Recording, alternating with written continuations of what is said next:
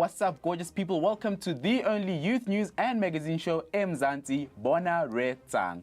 This show is a platform for you to voice your views and opinions on anything that is happening in and around your community. Do keep in mind that this is your show, so drop us your comments on the stories that we cover on our Facebook page, or if Tweetville is what you prefer, then always find us at Bona Retsang. For more information on the show and the cool presenters, do remember to check out our active website, which is www.bonaretsang.co.za. Yes, guys, we have an informative show lined up for you today, so let's not waste any more time and check out today's lineup. First up in our Big Buzz, we take a look at the cost of healthy living. Then we hit the red carpet for the latest in entertainment news. And on Stamto, we found out more about the subculture of Skotanes. Then Boogeyman Boba gives us his take on this week's news. A jam-packed show it's going to be indeed, so let's get straight into it. And as usual, we kick off with the Big Buzz story. And earlier this week, Gino found out more about the cost of living healthy and how it affects you. If there is one thing that we all simply cannot live without, it's food. Regardless of who you are, what you do, and where you come from, you have just got to eat. And boy, do we eat. Bona Retsang catches up with a few teenagers to find out what their favorite lunchtime meals are and why. My favorite food is stir-fry because it's healthy, it's quick to make, and it's cheap. Kikota because it's cheap. At break at school, mostly I eat pie with puffs. I eat Doritos, cold drink, and chocolate. During break, I have sometimes Russian roll because it's cheaper. It's only 7 rand. My favorite food is also a bani chow because it's much cheaper. It's pizza, ne? It's because in all the foods like more feed pyramiding. The reality is that South Africans are getting fatter. According to Compass Group Southern Africa's report in 2011, we were the third most obese nation in the world after the United States and Great Britain. The perception is that eating healthily is expensive, a notion that is supported by the fact that in most township communities it is cheaper to eat pap with tin fish than it is to eat brown rice and fresh fruit. We asked the youth if they think healthy food is expensive and what their suggestions to eating more healthily are without breaking their budgets.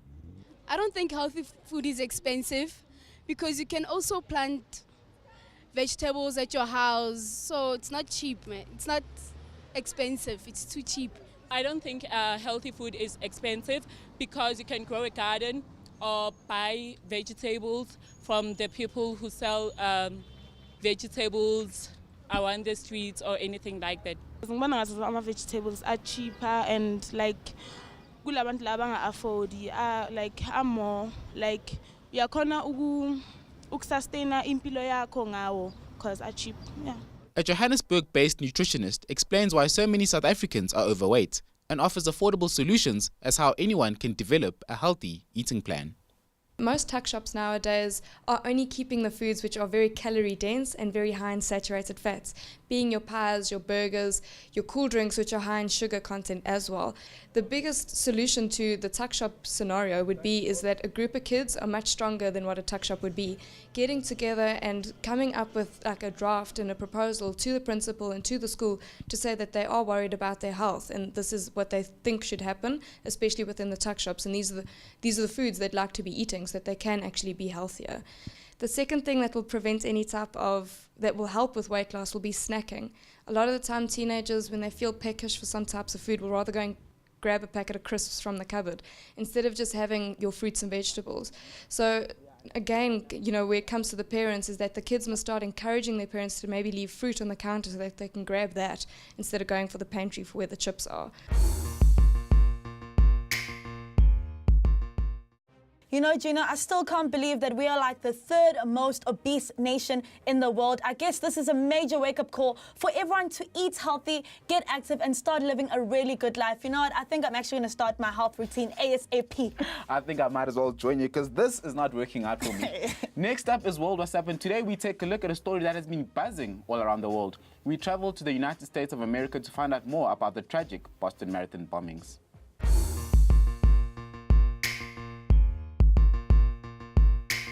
A 19-year-old suspected of letting off the bomb at the Boston Marathon last Monday is in custody. Zhoka Sarnaev was arrested after a gunfire exchange with the Boston City Police the following Friday. The pressure cooker bombs set off by Zhoka and his 26-year-old brother Tamerlan that day are responsible for the death of 3 people and the injuring of a further 176. Tamerlan died that Thursday night in a shootout between the brothers and the police. Bona Retsang met up with a group of young people to hear their views on using violence as a means of proving a point. Violence is used because most people, they don't have like family values. I believe that that person wanted attention, and the only way he could get attention was throwing the bomb. The person who did it was probably did it because they felt misunderstood by, you know, the people who were living within Boston, and because they were from another country, and they used violence as a way to express their feelings and anger being a foreigner. People who are violent are usually people who come from abusive backgrounds, people who were not listened to from childhood. The saying goes, sticks and stones may break your bones, but words may actually help you. Report violent crimes to 08600 10 111 or SMS crime line at 32211 if you are aware of suspicious behavior in your community. We really need to stand against any form of violence. Do report violent crimes to the number at the bottom of your screens. It is really important that we keep our communities safe. Remember guys, change starts with us. Now let's see what else has been happening in the news this past week on News Recap. Africa is no longer the poor continent that is always in need of assistance from its Western sister or Eastern brothers. According to finance ministers at a news conference during World Bank meetings, Africa can contribute to global growth for the first time in history due to improved economies. Owing to the continent's young population, fast-growing middle class and abundance in natural resources, the average African country is set to achieve 6% growth in 2013. While African economy leader South Africa sees a moderate but steady 2.8% growth. Child soldiers as young as 14 have been seen patrolling Bangui, the capital of Central African Republic. These young ones are rumored to be relieving the older, tired soldiers. Always supervised by older, heavy-armed fighters, there may be as many as 2,000 child soldiers involved in the military, according to UNICEF. This is despite Information Minister Christophe Kazambeti insisting that there are only 40 child soldiers that they know of who are involved in the rebel attacks. 136 people were left homeless in Kliptown, Soweto last weekend after heavy rains destroyed their shacks. 19-year-old Makokoba shares the experience with us. Umuntu kumele avuke eksena esikoleni njengoba kukanje uyabona umuntu ukhamanzi empompini obviously mhlambe wabeka lapha estofini istofu sigcwele amanzi uzowabeka kanjani estofini kumele ageza amanzi abantu esikolweni incwadi ziphi zinekiwe uzobhala ngencwadi ekhe yasulelwa ink yangena amanzi and the next page iseyimoshekile kumele uthola amanye ama page wonke lo msebenzi umoshekile umntwana esikolo sekumele aqalele phansi futhi athenga incwadi entsha wonke lo msebenzi uyephi etasbini uzokhumbula wonke na cha ngeke. That was the news recap for this week, and I have to say that there's definitely a chill in the air with heavy rains that are experienced throughout Mzansi. We should always know what precautions to take in case of a flood. Gino, what's up next? Now it's time for us to roll out the red carpet and see what the celebrities have been getting up to on Umkosi. It's time again for another edition of your entertainment news on Umkosi. Now, being a celebrity means you always have good and bad groupie love, and 34-year-old singer Asha definitely experienced a whole lot of bad groupie love from one of his fans. But was it really that bad? It is said that one of the singer's fans was kicked out during a TV recording while the star was performing. A fan who was a woman kept on screaming Usher's name, whistling, and kept on saying, "I want you." The fan was kicked out of the studio by the security guard, and it said that the words, "I want you," were life-threatening. My question is, what are fans meant to do now? Just keep quiet and not show love? In other international Umkosi, it is official, Kim and Chris are now divorced. After their 72 days of marriage, the court ruled the two had irreconcilable differences. Chris was not present in court, which did not make any sense since he was the one who dragged this divorce for so long, saying that Kim actually used him to gain more viewers for her reality show. Come on, really? Well, has anyone ever thought that maybe Chris was trying to keep this marriage longer than just 72 days? Well, that's it for this week's Umkosi. Oh boy, Usher and his fans, I am not really surprised though. Let's take a quick break. When we return, we bring you Stamto, where we find out more about a subculture that many of you are talking about, and we go to Be Media Wise and see which lucky citizen journalist walks away as today's winner. See you after this. Welcome back to Bona Retsang. Yes, this is a show that keeps you informed about what's happening in and around the world. And it's now time for Istamto, where we explore your human rights through different topics. Today we find out more about a culture that sees many young South Africans living a lifestyle that they cannot afford.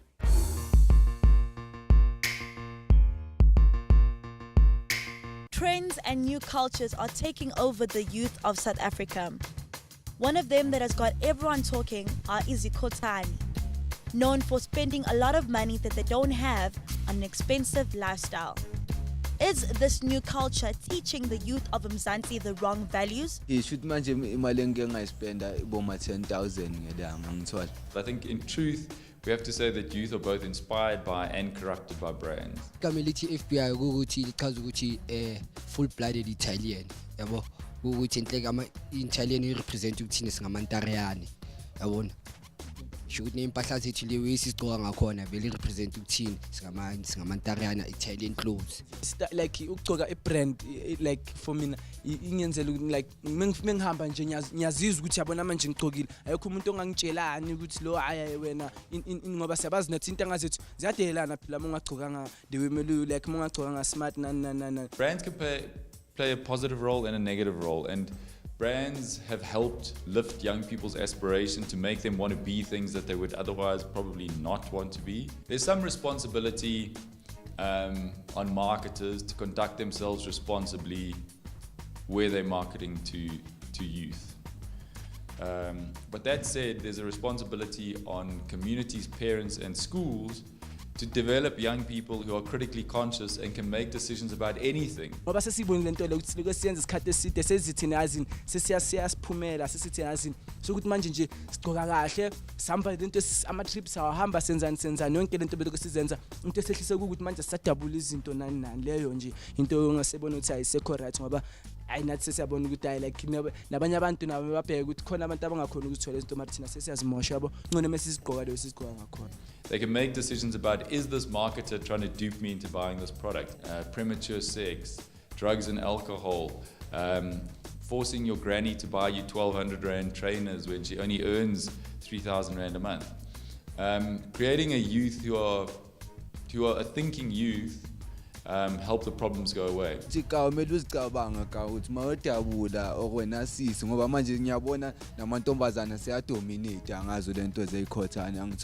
Lento ayikhonhle angithola fethu ukujabula ngasho ukuthi ukujabula fethu ngibaqwalisele siqwalisele thina okay right ulubukhohle ungakhohle ukuthi kusasa likhona.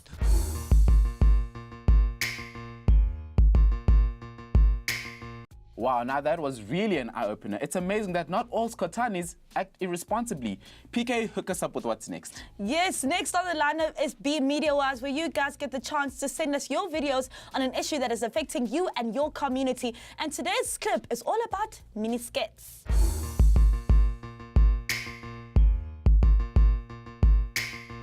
My topic basically is about mini skirts. I'm against the activity. I'm gonna be school about mini skirts. Okay?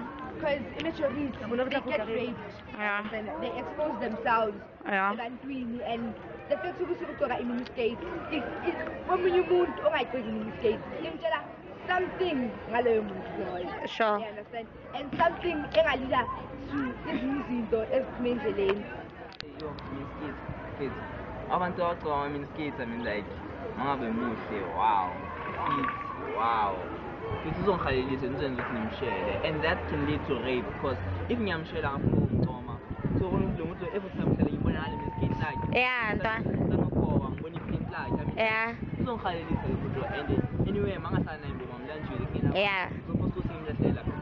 So kahle nina uyanprovoke ama feelings wenu nje ama out. Thank you son. Yeah, I don't think why it shows you like but like it depends on the kind of person that you are. Yeah. And what's the use of wearing your short skirts? Yeah. No, definitely. Kahle kahle ba represent islatsiness, ne? Yeah. Okay. Mama miniskirt is into right. Into right for Nina mama miniskirt. Kahle kahle iveza imizimba yenu, ne?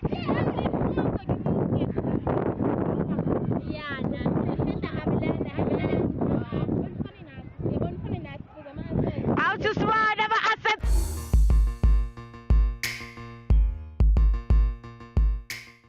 Thank you, Kinelwe, just for sending in her clip. She has won herself a Casio watch to the value of 500 Rand.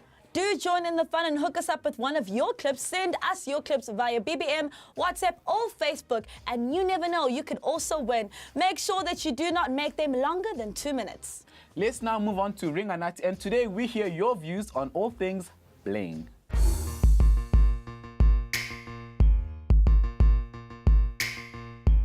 Personally, I'm for bling. If personally I had money, literally I'd buy chains for days. I feel like sometimes it gets too loud and people don't take you seriously while you're walking in with like a crown, a tiara or whatever, with the choker and your huge bracelet, and you come with diamond teeth and all that. So I think you should keep it classy. I love bling bling because, I don't know, it accentuates your personality and it allows you to, you know, express yourself in a way. I'd say your go-to blah blah, it's out. You know, your proper bling bling will be like your diamond earrings, your diamond chains, your gold chains, blah blah, pure gold chains. Bling, it's a lifestyle. Even cars these days, if you can go to auctions, you'll find that cars are pimped up with bling. I personally feel like, you know, if I didn't see it somewhere else, I wouldn't think of buying bracelets or buying a ring or buying a necklace or these kind of earrings. When you wear a lot of bling, you tend to look very cheap, especially gold bling, you know, and sometimes some of it is really cheap, like the stuff we buy downtown, you know. We still say it's a personal choice, but then yet don't look cheap. If you like bling, do it right.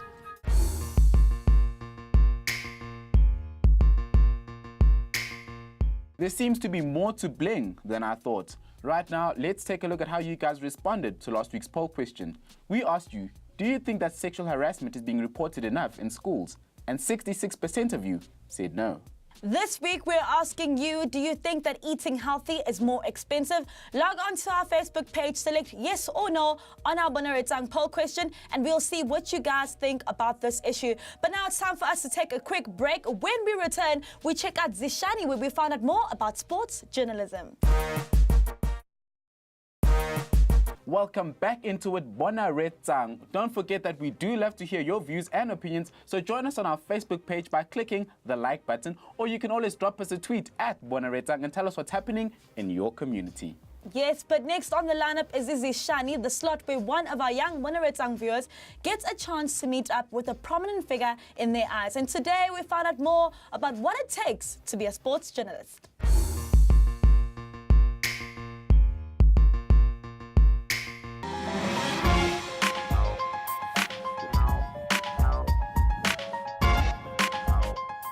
Hi Njabulo, thank you so much for meeting up with me today. Before we get started, please tell me, who is Njabulo Ngiti? Njabulo Ngiti is a football writer from The Citizen. Been there for around about 2 years.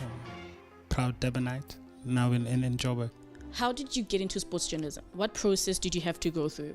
Well, I studied journalism for 3 years at DUT, the 2.5 years, and then the last half of the third year was when I did internship for a Cape Town-based website, Football 365. They also had a paper, so it was kind of nice being introduced into both environments, and that's when after that I got into print. You must have had a lot of memorable moments. What to you stands out? Covering the AFCON, I did the opening and the final of the AFCON. Got to interview people like Stephen Keshi, Victor Moses, Seydou Keita.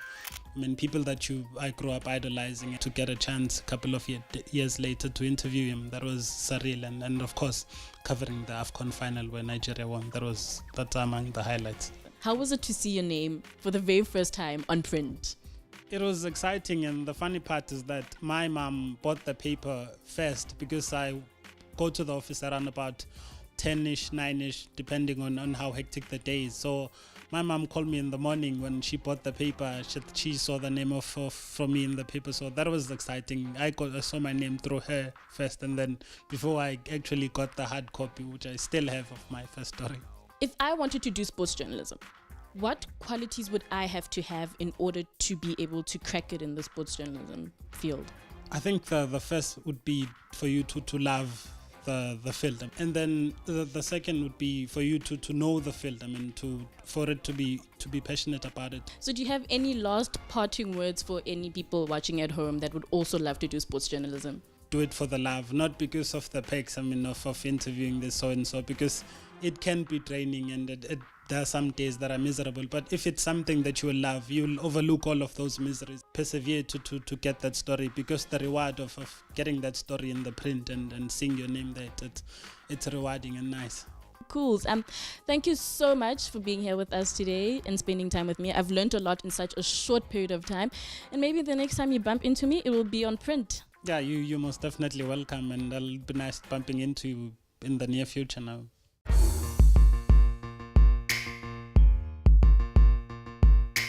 Thank you so much to Wendy and Jabulo. I have to say, sports journalism seems to be a really interesting career. Gino, would you maybe think of changing careers? I wouldn't change a thing about my job. I think I love my job way too much. But again, it won't hurt to try a little something different every once in a while. Before we wrap up the show, I would really like to see what my brother man, Boogerman Boba, has in store for us today. Boogerman, hit us up.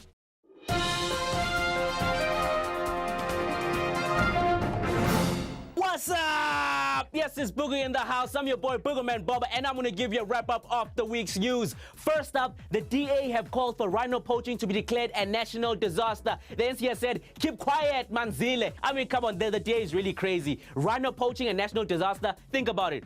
Earthquakes, tsunamis, 9/11, Robert Mugabe. Those are national disasters, not rhino poaching. Rhino poaching, potholes, no chicken at Woolworths, those are just white people problems, guys. Me personally, I don't understand what you white boys are all depressed about. Hey, you're white. Smile. All right, speaking about white people's problems, e-tolls are coming in less than 2 months. People are asking me, Bugu, what do you mean that these are just white people's problems? Doesn't everyone have to pay e-tolls? No, but then listen, they have to make us buy e-tags first. Unless they make e-tags free, e-tolls will never be a problem for black people, because we love our free stuff. You think you could hook me up with one of those, bro? Next up, rats are terrorizing Parliament. It has been reported that these rats are chewing telephone cables and leaving their droppings on the minister's desks. Maybe these rats are angry. Maybe these rats are protesting. We want cheese! Stop rhino poaching! Helen Zille said, the rats are right! Stop rhino poaching! The ANC said, keep quiet, Manzile. It's racist and it bites. No, I'm not talking about a German Shepherd. I'm talking about Luis Suarez.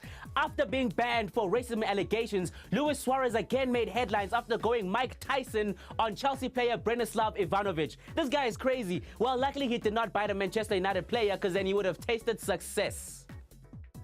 And finally, Lauryn Hill has been evicted after failing to pay rent. I mean, come on, guys. I love Lauryn Hill. Remember Lauryn Hill? Come on, baby, light my fire. Lauryn Hill, stop lighting fires and pay your rent. I mean, this is sad. She's homeless, and if that's not bad enough, she's in court for tax evasion charges. Let's just hope and hope that she's found guilty and finds a place to sleep. Anyways, that's all from us here at Bona Retsang. See you next week. Same time, same place. Holla black.